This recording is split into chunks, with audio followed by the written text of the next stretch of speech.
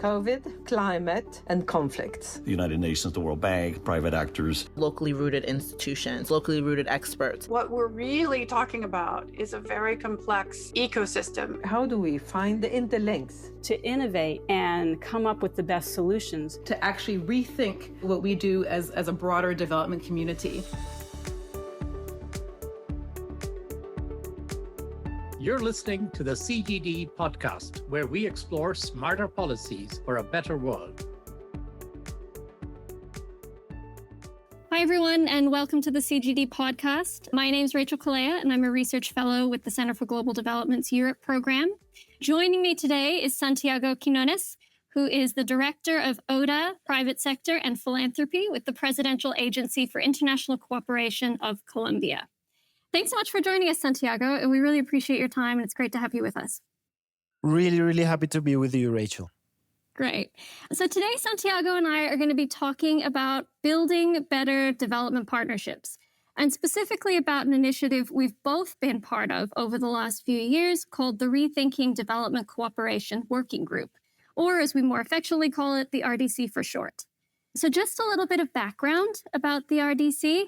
This is an initiative that was launched by the Norwegian and Swedish development agencies as a space for dialogue between officials from a group of 8 diverse donors, so they could learn more about each other and build better partnerships to support shared development goals.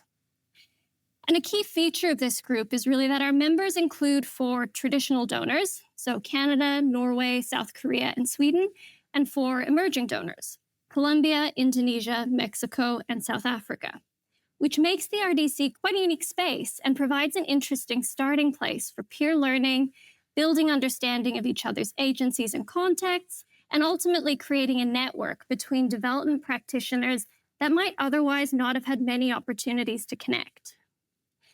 And actually, some of the research that we've been doing over the last few years has shown that there really aren't many forums for traditional and emerging donors to engage in this type of dialogue. And in most cases, these groups tend to operate quite separately. Traditional donors talk to each other at the DAC, and emerging donors have their own spaces for development discussion. In this context, we see the RDC really as an opportunity to try and fill this gap, at least to some small degree.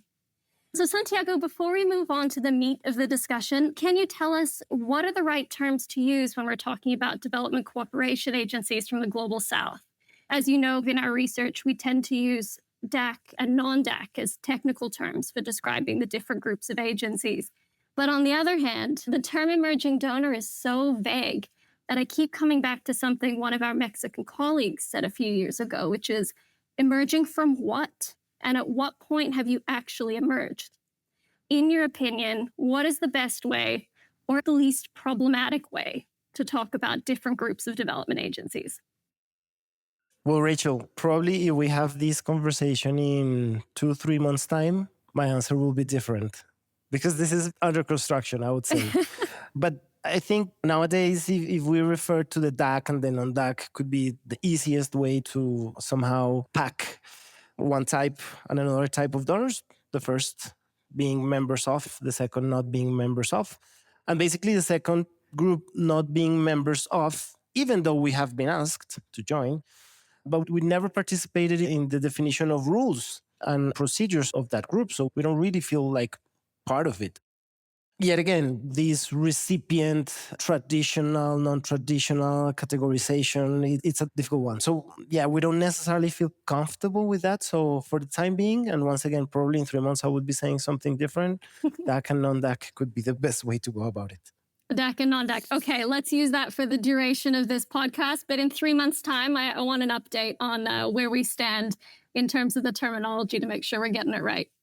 So perhaps then using this as our jumping off point, let's talk about the RDC. So I wonder if you could maybe start by telling us a little bit about why APC Colombia decided to join the RDC initiative, and maybe also what you see, Santiago, as the value of the group for your agency. A very straightforward answer is why not? When we saw the opportunity of joining RDC, we saw a group of very interesting peers. Even if we're non-DAC, we see each other as peers because we're working in the same thematics. Let's say aid, it's our business. And then again, the possibility to have open, straightforward discussions under Chatham House rules, which also brings that possibility to engage in a different way in which we would do traditionally, perhaps in other forums. I think it brought an opportunity to us. We saw it also as an opportunity to keep enhancing the voice from those countries from the South that are seeing development perhaps in a different way that has been traditionally seen. So again, a forum where we can bring these topics, concerns, visions into the attention of others that normally haven't been paying attention, if I could say. So definitely that. And yes, the possibility to, again, learn from others. I think that's very important. From other agencies, peers, again, that are perhaps some of them going through similar challenges as ourselves. That's great. And I think maybe just picking up on that a little bit, I guess one thing we're really conscious of at the RDC is that, as much as it's not a huge demand on time, this is an extra thing for agencies to prioritize. And we do recognize that your time is precious and you're engaging with lots of other forums. So I think perhaps a related question is really, what makes this group perhaps unique compared to some of the other forums that you have to speak to other agencies, right? Because there are other spaces where you're engaging in dialogue. So I guess in addition to the value, is there something about the RDC that makes it really unique and good? We take part in many forums where development agencies sit together. I could have three of them on top of my mind. The Development Leaders Conference, which gathers a huge amount of development agencies, and it keeps growing. Then we have a new one, which is called the Emerging Development Partners Meeting, which coincides timely with the Development Leaders Conference. There's only been one of those. And this one. The rest of forums are mostly bilateral between development cooperation agencies. So again, having the possibility to have a different set of stakeholders, agencies with different visions, but it's not too big, right? It's a reduced group where we can ask ourselves the difficult questions, basically. And one thing that I really appreciated at the beginning of the group is that there was no agenda. I mean, the agenda is built collectively. And this feature really put us on a situation of equality amongst partners. Yeah, that's great. This idea that this group was really built on co-creation has been so pivotal and central to being able to bring everybody together.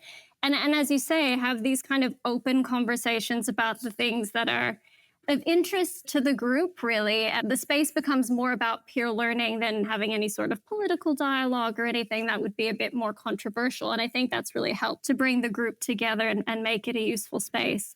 In the time that we've spent kind of at the RDC, what are the main lessons that you've taken away from the group so far? One lesson, perhaps, is that even though South-South cooperation, for example, has been going for a while, the DACs have not been necessarily listening to what the countries from the South have been doing and we are appealing for. That could be one. A second takeaway is that it's not secret for anybody that development cooperation, even the world, is at crossroads, right? Mm-hmm. So everyone is asking themselves, okay, are we doing it right? What should we do? With whom should we do it? At a time where ODA is also at stake, I think one lesson is that it's really important to have a different set of voices and stakeholders bringing their opinion to the table in order to rethink development cooperation or rebuild development cooperation. Some values have been questioned, objectives have been questioned. So I guess it's a good moment to have this kind of stakeholders thinking about what's happening next. Great. I think one of the things that we want out of the RDC is really in relation to partnership building. I was quite struck with what you said about the South-South Corporation's obviously been happening for a time, but the DAC's not listening.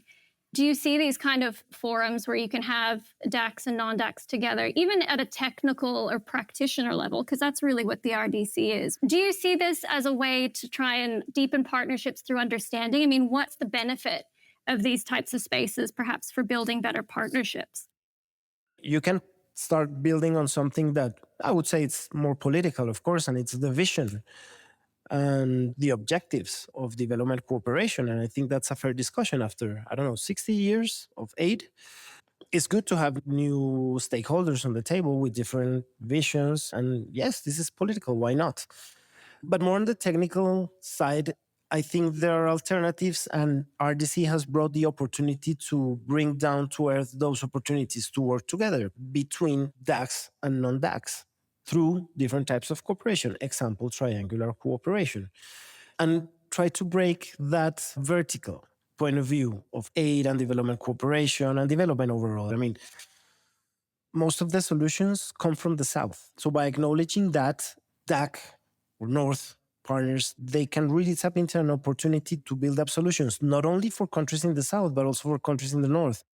This is just an example, but just last week, we sat with the head of one development cooperation office from the North, and they're struggling with migration. Well, Colombia, we're not doing 100% great, but somehow we've managed with 2.8 million migrants coming into the country. So we can show these guys those type of solutions and then, of course, adapt them to their contexts. The point you're making, I think, about learning from each other is a really important one. And I'm actually really glad that you mentioned also the triangular cooperation. I was really struck by the conversation that we had at our last in-person RDC meeting, which you hosted in Cartagena, about triangular cooperation. And for me, it was quite interesting to hear some of our DAC colleagues say, well, we don't really know that much about it. It's something that we keep hearing about, and we keep hearing that maybe we should be involved in it. And we know it's important for partnership building, but in terms of what it actually looks like and perhaps some of the concrete benefits, there seemed to be a bit of a gap between the experience of the non-DACs and the experience of the DACs through the conversation, which I thought was really interesting. And I guess the other lesson for me that comes out of the RDC, which I was really, really struck by, especially during the first meeting that we had a year ago in Oslo, was about how similar DAC and non-DAC donors are to a degree. It was this idea that actually a lot of the shared purposes of cooperation and the objectives and the goals were fundamentally the same. And the way that these agencies differed was really in terms of the implementation and the tools and the ways of working. And that always struck me. And I thought it was a really useful way to think about a basis for partnerships, right? And a basis for having more of these types of discussions, which can lead to better understandings and a better way of doing things in the future. 100%. And actually, this reflects on the whole spirit of the RDC, I would think, and this has been collectively built. We're not afraid of talking about vision, objectives, goals, and I think it's fair to have other stakeholders sitting on the table telling what they think and what they envision for development cooperation. Yet again, in a time where ODA, and you guys at the Center for Global Development have the data, this is not Santiago saying it, ODA, it's going through a crisis of legitimacy. By its own constituents, I mean, in the ODA or in the DAC countries, people are not seeing the added value of ODA, and, politicians taking advantage of this. Even countries in the South questioning, okay, are we okay with this kind of financial flows and the results they have brought? And I think triangular cooperation brings an interesting element to the table because first, it's cost effective because you tap into things that you've already done that have been tested. Of course, you adapt. But secondly, it brings legitimacy to ODA. Let me quote an example. Colombia just launched a peace building program with 3 African and 1 South Asian country taking part of that program. And this was said by one of our African peers when we launched the program in Cameroon earlier this year. They told us, look, for us, it's much more legitimate to have Colombia here in Cameroon speaking about peace than having any other country from the north. Well, let's tap on that. And actually, peace building in Colombia has been done in good part thanks to ODA partners who have been funding particularly the implementation of the peace accords with FARC in 2016. So many of those lessons that we're sharing with the world have been funded with ODA. So it's value for money. Absolutely. I totally take your point on the cost effective and especially on the legitimacy. I think that for me has always been the point about triangular cooperation that I think resonates the strongest. It's a way to develop a partnership and to use the skills and knowledge and resources that exist across the system in a way that's more horizontal and more legitimate. If you had to give advice to DAC members who were thinking about engaging more in triangular cooperation, I mean, what advice would you give? I would say it's important to reflect on those DAC members that are already doing triangular cooperation. I mean, it's not new for some DAC members. We have, for instance, Germany has done triangular cooperation, Portugal has done triangular cooperation, Spain has done triangular cooperation. I'm probably missing a couple. And there are some others that are interested. Korea, for instance. So I would say, reflect on the lessons learned from these experiences between DAC and non-DAC triangular work. I think we have a very good example nowadays ongoing with Spain. Spain launched a call for proposals for Latin America and the Caribbean on triangular cooperation, supported by some other development cooperation agencies, including us in Colombia. And I think it's really interesting, first because it's regional, and that gives another angle to it. But then it's a co-creation process, which involves national authorities, particularly development cooperation agencies, ourselves with Spain, and then whoever is proposing the ideas. So it's mostly based on ideas and then co-creating what's going to be funded. It doesn't have a criteria for the amount of money you can ask for. It's not going to be a lot, that's for sure. But still, you don't have to build that from the very beginning, this budget and then it goes to expert review. So it's kind of changing the game a little bit, which makes it interesting. I think it's very innovative. This idea about co-creating is super interesting. I'm just trying to understand how it works, especially with the third partner. So is it you and IXEED doing the co-creation first and then bringing in the third partner, or do you work with the third partner first and then pitch to IXEED? How does it work? So basically, there's a first phase where we collect proposals it has a template, but it's not the typical project document template. So we collect those ideas for triangular proposals for triangular cooperation. It has some criteria, of course. You have to involve certain Spanish, for example, technical institution or educational institution. And then after we collect all of these proposals, we review them with Spain. And based on the different priorities set by the agencies, we kind of select the top to be funded. And then is when the co-creation process starts, because we would tell, an entity in Honduras, which is proposing a triangular cooperation between Honduras, Colombia, and Spain. All right, let's sit with the technical people. Let's say we're talking about, WASH. Let's sit with the authorities or the entities or the think tanks or whoever is involved in this proposal to co-create the project. And that's how it works, basically. Interesting. Okay. I've heard some agencies say sometimes it can take up to 2 years to think about and negotiate development projects. How long does this process typically take? It's really, this is one feature of the triangular cooperation. It's quite flexible. I mean, there's no rules set in terms of partners, in terms of amounts, in terms of times. So it really varies. I mean, we've seen examples with Portugal, for instance, where we've developed really quick triangular cooperation. A call for proposals, normally, regardless if it's triangular or whatever it is, a call for proposals, it will take a little bit more time. But I won't say it takes more time or it's more cumbersome than any other type of cooperation. Great. One thing that came up in the discussion that we had in Cartagena was it's also for some countries that are in the process of graduating from ODA, that triangular cooperation can be a really interesting way of maintaining that partnership with DAC members, especially if the relationship changes so that there's no longer that financial kind of engagement. Triangular can help build partnerships in that way. But what I'm hearing is this is kind of a positive modality, and maybe I don't want to put words in your mouth, but perhaps you'd recommend that agencies consider it perhaps a bit more actively. Absolutely. I mean, ODA keeps being important, very important. Triangular is one modality where we have found good lessons learned, cost effectiveness, legitimacy, building stronger partnerships. But there are different types of cooperation, and it really depends. I would encourage, of course, particularly DAC members, to deepen their knowledge and practice around triangular cooperation with those who have done it, perhaps in the past already. For those who are in transition or transitioning, it remains very important, and we make the case, of course. It cannot only be one indicator to define who graduates and who doesn't. You have to look at the bigger picture on this. But actually, there are emerging types of cooperation, like circular cooperation, which has not been totally conceptualized, I would say. I think it's on the works, but we're working with think tanks, we're working with ECLAC on conceptualizing a little bit better circular cooperation, because what we're seeing is that we share between North and South and East and West, you name it, similar challenges. Migration, for example, biodiversity loss and climate change. It's shared amongst everybody.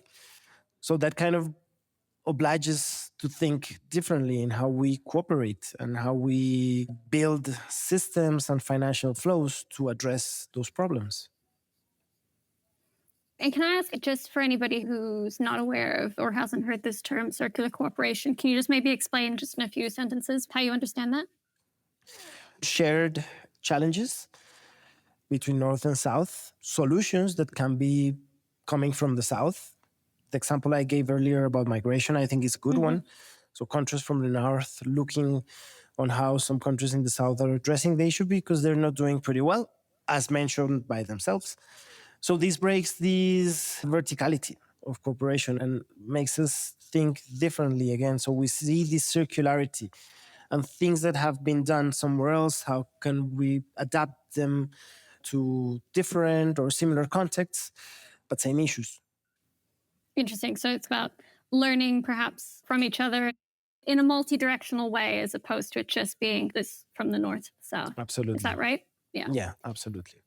As we think about the future of the RDC, what are the opportunities perhaps that you see for the RDC on the horizon? And I guess, do you think, what are the ways that we can build on the group's strengths to improve its usefulness for APC? There's a couple of angles to it. One is the institutional, and I think this one is very important because we're speaking about institutions, about development cooperation agencies. And as we've seen in RDC, but in other forums, everyone's struggling because we're in one type or in another type of transition. So everyone's questioning a little bit, what are we going to do?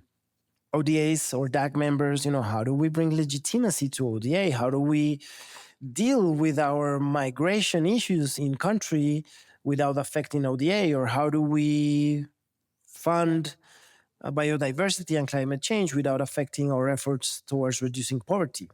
Whereas countries like Colombia are transitioning from being recipients mostly to more and more be providers using the DAC terminology. So under this transition, the institutional angle towards it is like, okay, institutionally, how do we make or build agencies for the future or for the reality that we are seeing? Because there's obsolescence institutionally. Now what was thought 30, 40, 50 years ago is not the reality anymore. So that's the institutional angle towards it.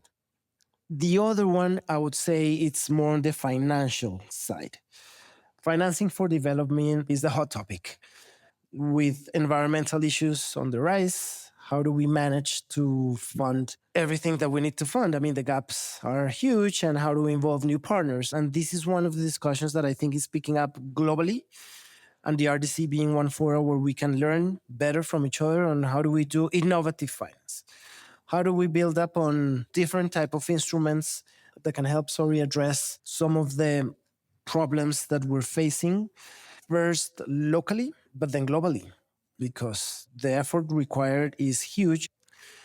So we need new models, we need new instruments, we need new stakeholders, we need new resources. And I think RDC is helping somehow, at least the partners that take part in RDC, to think about this and bring some examples to the table. Colombia has been doing good, I would say, in terms of innovative finance. And we're sharing that experience with other countries, yet again, at scale, but it's showing some results, effectiveness as well. Thanks so much, Santiago. The point that you made that stood out for me the most was about everybody's in transition. And I think you're absolutely right about that. And it's something that came out of the last meeting that we had in Cartagena. It was very clear when we were talking, all the agencies were speaking a little bit, that everybody is struggling to adapt to the changing landscape and the changing realities. And so I think that's super interesting to be able to have these forums where we can come together and discuss these shared challenges and realize that actually none of these agencies are alone, and there are things that we can learn from each other in the way that we deal with these issues. So shifting gears a little bit, Santiago, if you don't mind, we have 2 standard CGD questions that we ask all guests on the podcast. They're more fun, I promise. Bring it on. So the first one is, what's one weird, funny, or memorable thing that has happened to you on the job? All right, I would say that most of the memorable or funny things that have happened have to do with cultural differences. Having the opportunity to work in African countries for about 9 years, I did struggle with some cultural differences. Perhaps one of them, when you go to communities and they really want you to drink palm wine, and you being a little bit afraid of saying no. So, I mean, you have to take the palm wine and, they really want you to drink palm wine and it's a little bit heavy for your stomach, I would say.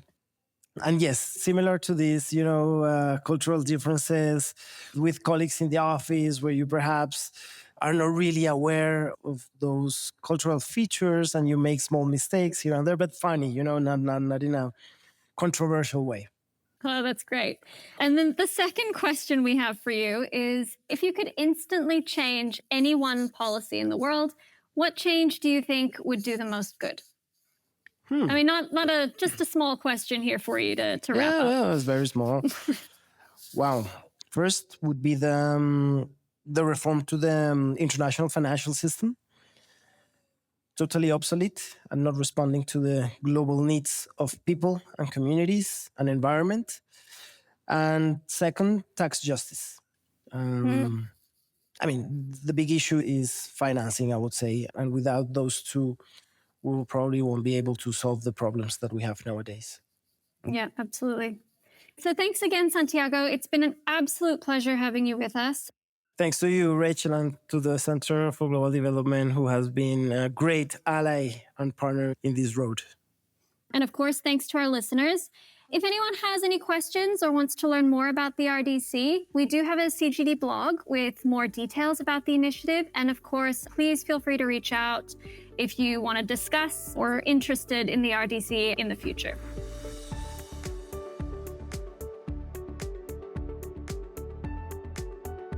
Thanks for listening to the CGD podcast. You can learn more about the topics discussed on our website, cgdev.org. That's cgdev.org. See you next time.